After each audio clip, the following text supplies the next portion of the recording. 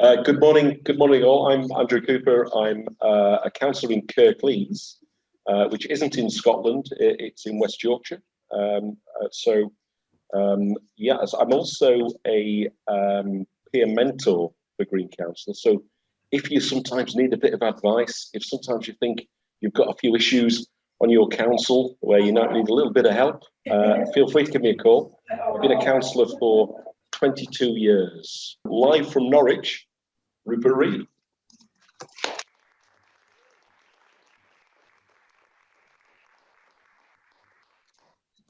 Thanks, Andy. That's kind. I'm going to try to get this out if I can. Yeah.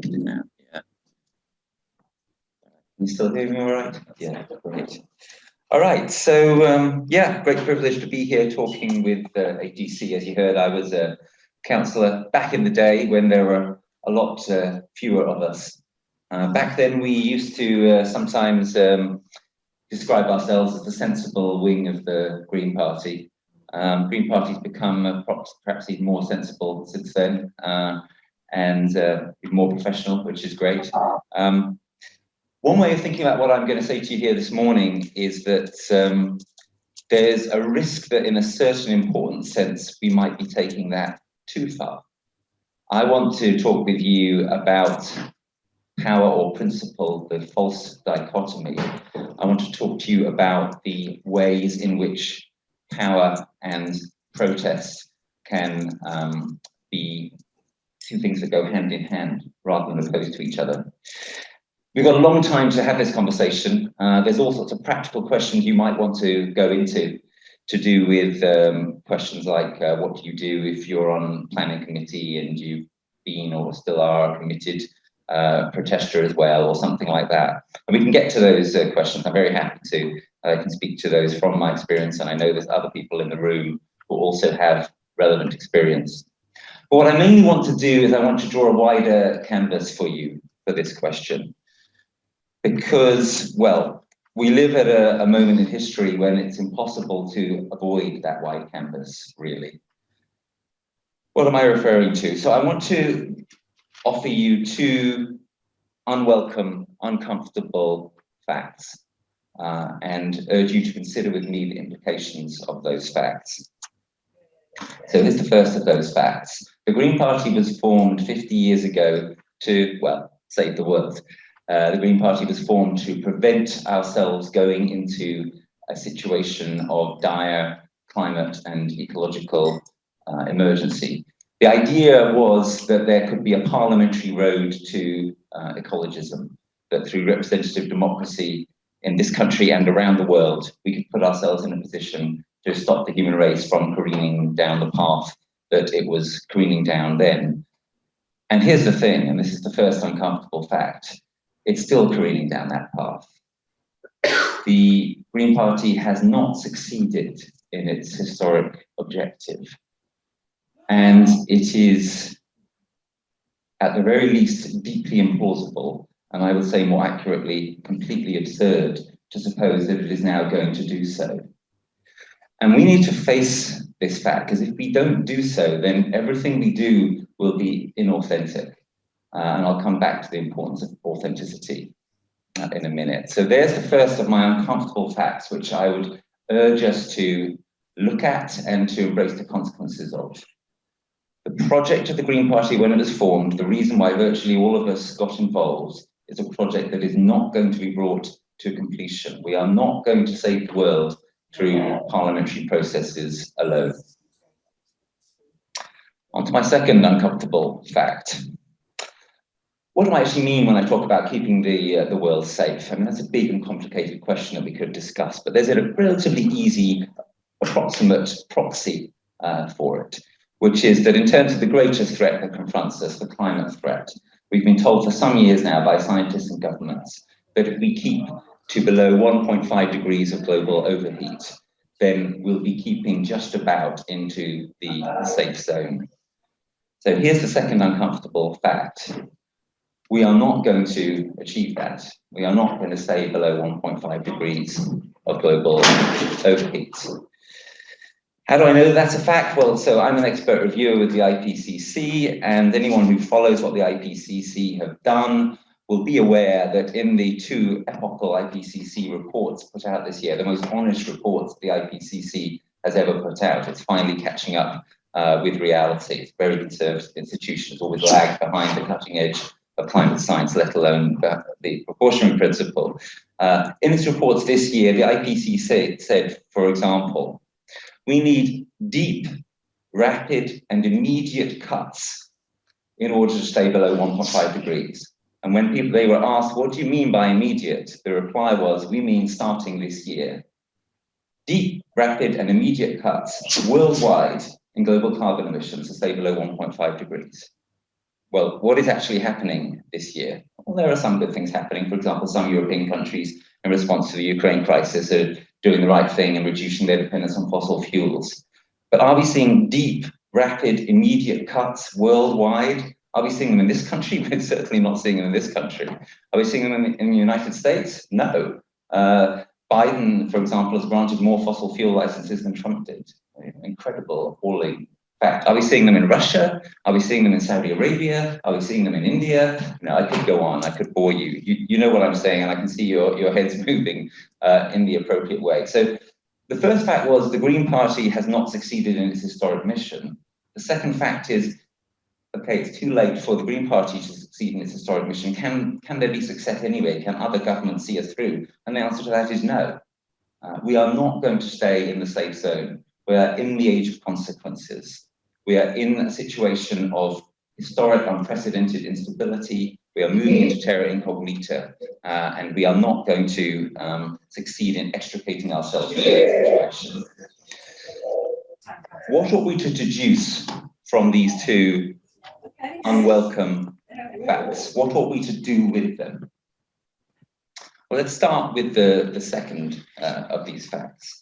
There really isn't any excuse for us not to come clean with people about the second uncomfortable fact, the fact that humanity is already moving out of the safe zone, that we are not going to stay below 1.5 degrees.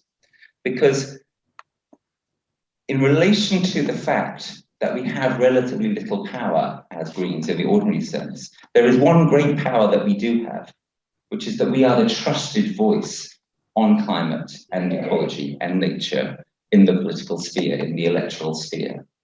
People look to us, they listen to us in this regard. We need to tell them the truth.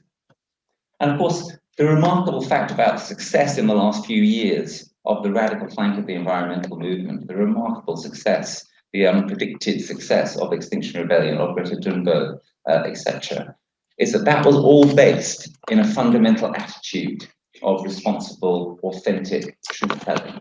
The reason why Greta and XR cut through, where the environmental movement had failed for years over and over again to do so, was because we stated in no uncertain terms just how bad the situation was. And we stated it not only in factual terms, but also with the relevant due emotion. That's the genius of Greta, to just be who she is. And it's also a propensity and an ability that some of us in XR, I think, also managed to manifest through the media, etc., especially in 2019, to cut through. The power of truth is a great power, even for those who are in the contemporary representative democratic system, like ourselves, relatively powerless. So there really isn't any excuse for us not to tell the truth about how bad the world situation is. I'll come back to that point. But now let me turn back to the first fact. What about that? Should we come clean about that? Well, that, of course, is even more difficult, right? The last thing any politician wants to do is to stand up and say, we have failed in our historic mission. The Green Party is not going to save you. It sounds like you're saying to people, don't bother voting for us. Right? It's a very, very difficult thing to do. So it's deeply understandable that Greens have been reluctant to do anything like that to date. But I want to put it to you that that is exactly what we should do. And the reason we should do it is firstly because it's true, right? But there's another reason as well. And here we start to get to my point about power and principle being a false dichotomy. If we were to do that, we would be manifesting in a most profound and difficult and humbling and humble way our powerlessness and the incapacity of the current political system. We would be manifesting authentically. We would be doing exactly what Greta and XR have done, which enabled them to cut through.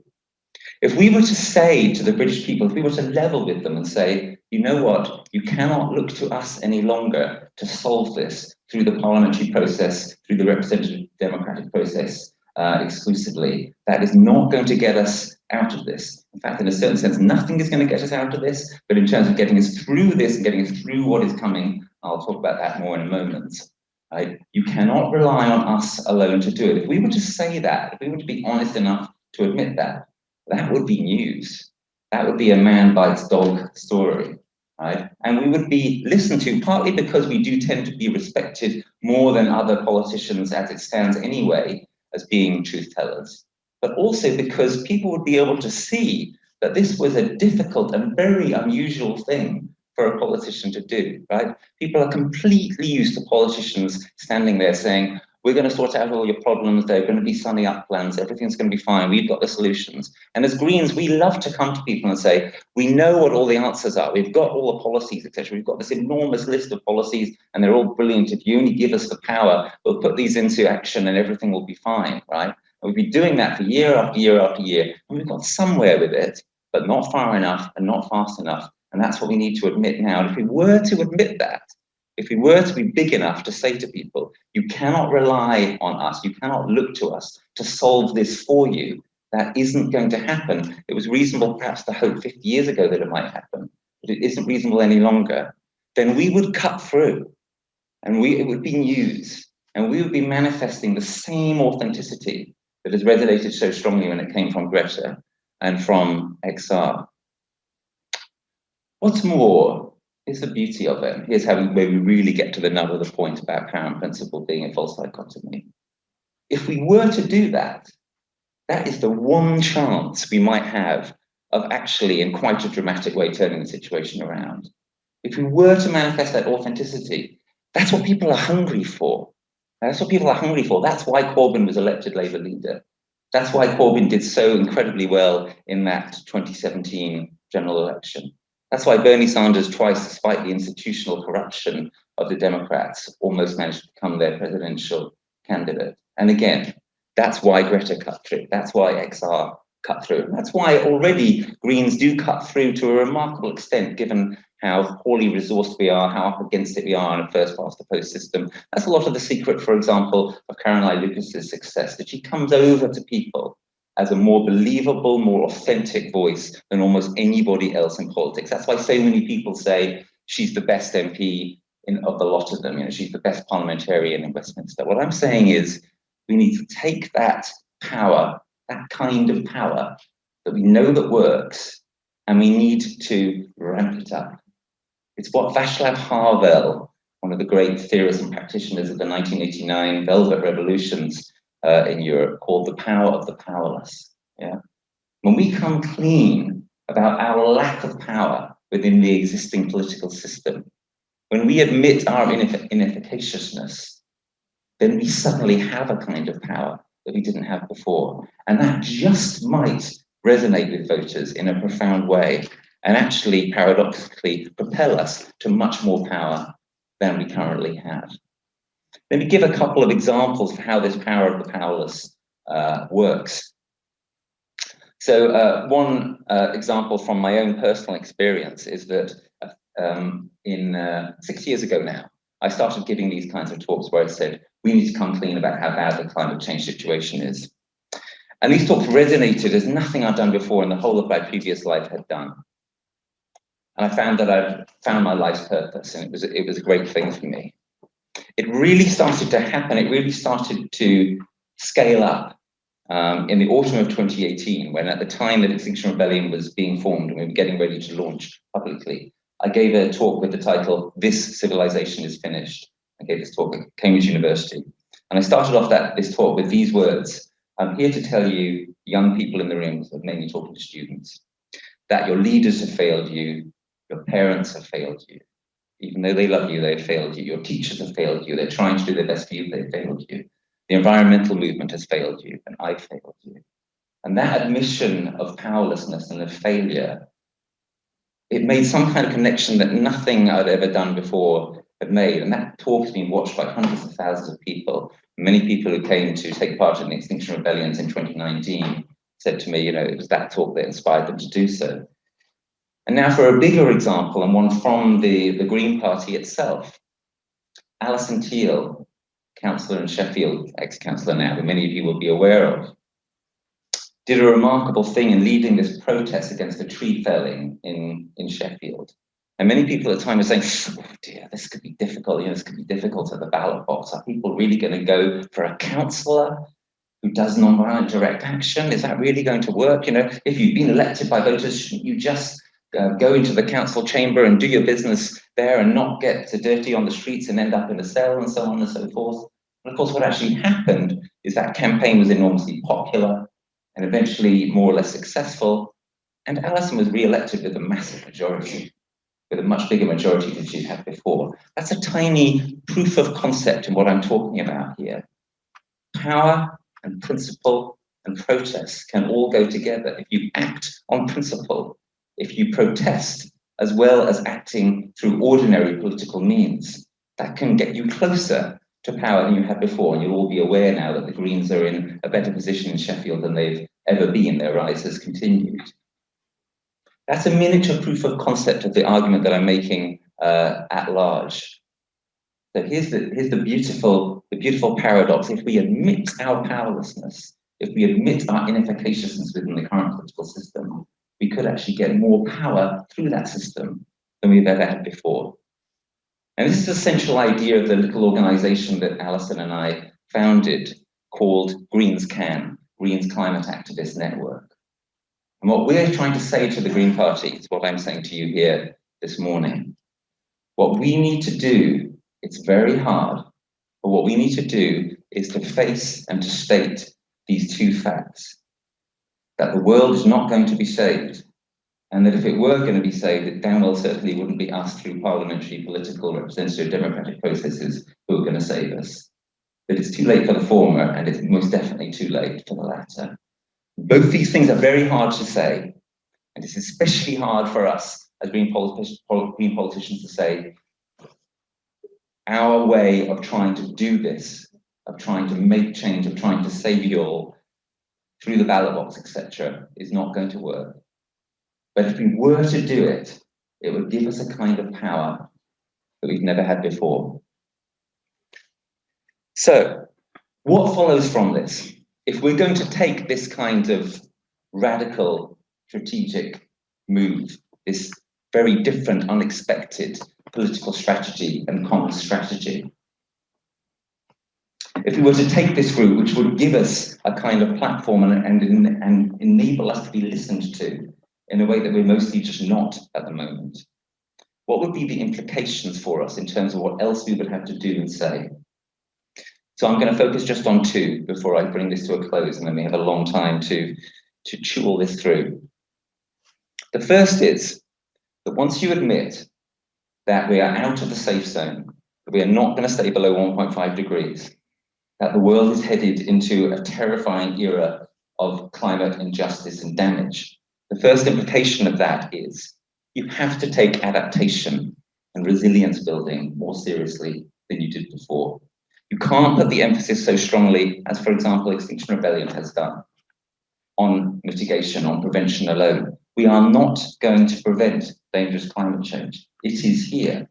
It has been here since about 2016 when the world's weather started to spin out of control. We are not going to stay below 1.5 degrees. Most people do not want to admit that. People in the Green Party don't want to admit that. Green NGOs don't want to admit that. They'll admit it privately. Lots of them have said it to me when I've challenged them over this in private. Why don't they admit it in public?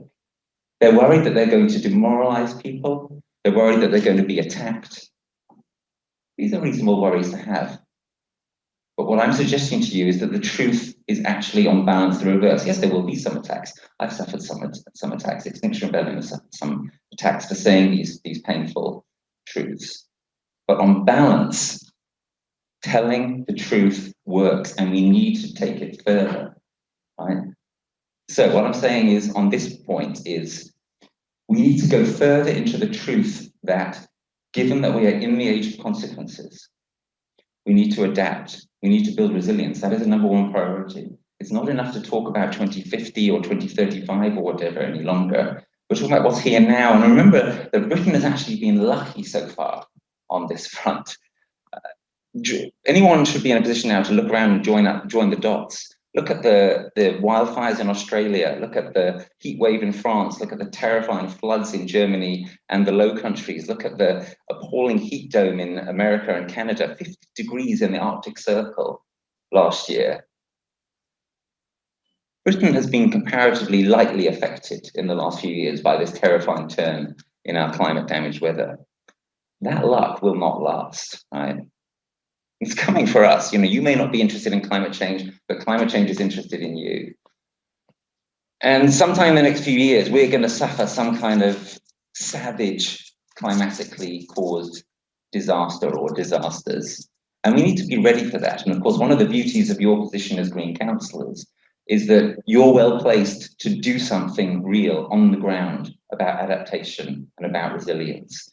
So we need to have a stronger emphasis on adaptation, and the right kind of adaptation needs to be transformative adaptation, not the kind of shallow, incremental defensive adaptation that merely tries to sort of build higher walls to keep out the rising waters. We need to actually transform our system at the same time. We need to mitigate at the same time. We need to work with nature rather than against nature. We need to engage in transformative adaptation. We need to confess our vulnerability. We need to build resilience. And if we do so, here's the beauty of it. Again, we'll be making the crisis more comprehensible to people. We'll be making it more real to people. When you talk to people about 2050 or 2035 or 2030, it all sounds awfully far off to most average people.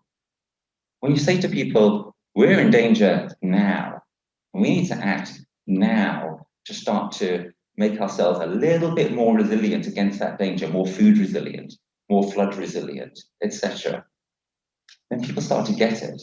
And when you actually start to do it, when you start to actually put in place adaptation measures on the ground, then they really get it. They're like, oh, they're actually changing the way that they farm. Oh, they're actually recreating that wetland or putting those measures in place to make sure that more water is absorbed in the uplands and it doesn't all just come whooshing down here.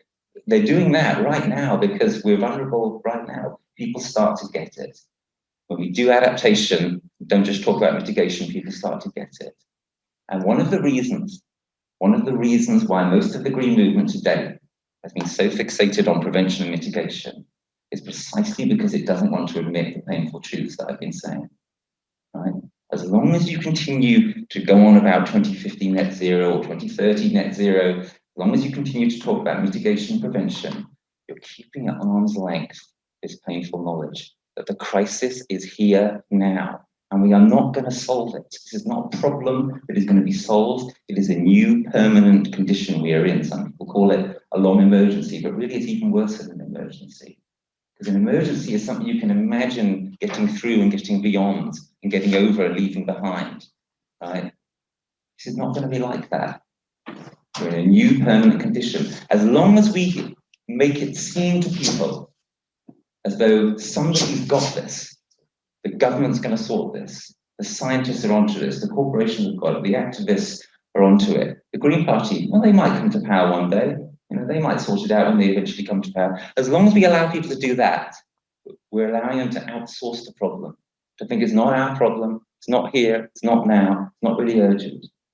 We need to make it urgent, present, here and now for everybody. And this is how we do it, by telling the truth, and in particular, the thing I'm saying right now, by focusing on adaptation and not just on mitigation.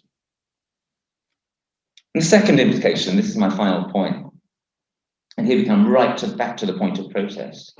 If we mean all of this, and if we're prepared to go down this kind of route, then we need to be congruent in our actions with our words. So yeah, it's like doing adaptation, not just talking about adaptation.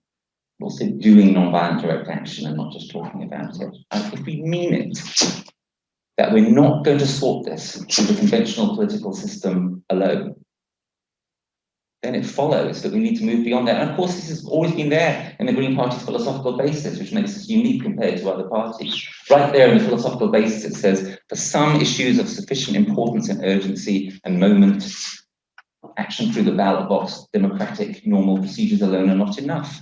We have to move beyond those to civil disobedience. If we were to, en masse, if the most sensible wing of the party even, dare I say it, were en masse to say, you know, what we do, what we've been elected to do by people, it's brilliant, but it's not enough. That would be an incredible, powerful message. Do you see what I'm saying there? Every single elected Green has a particular responsibility here. Every time an elected Green does nonviolent direct action that makes sense to people, they're saying through their actions, the system alone as it's set up, normal democratic representation is not enough. We have to go beyond it. That's power. That's something that's really powerful. That's how we break the illusion that there's an antipathy between power and principle and protest.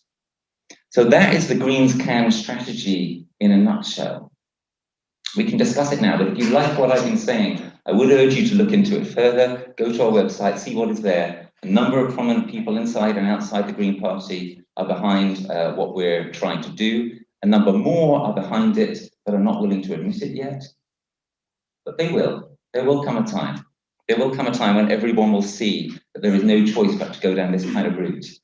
Here's the point. The sooner we get to that point, the more we can start to use this great power of the powerless, this great power of authenticity, and actually start to make the difference that needs to be made before it's too late. Not before it's too late for there to be serious damage and for us to be unsafe and to be in the age of consequences. That is baked in. But before it's too late to make as much difference as we can make. And when you're retiring or on your deathbed or whatever it might be, talking with your kids or your nieces and nephews, whatever it might be, that is, of course, the only question that they will be interested in generations or a generation or so's time. Did you do all that you could while there was time on this most important, most determinative issue? The issue that the public trust us on, that we get listened to on, that we have voice on, even when we have relatively little conventional power. That will be the only question that they're interested in. And what I'm urging you to do is to be able to give a positive answer to that question. And I think that's what I've sketched in this talk here this morning. Thanks for listening. Let's all give a big round of applause.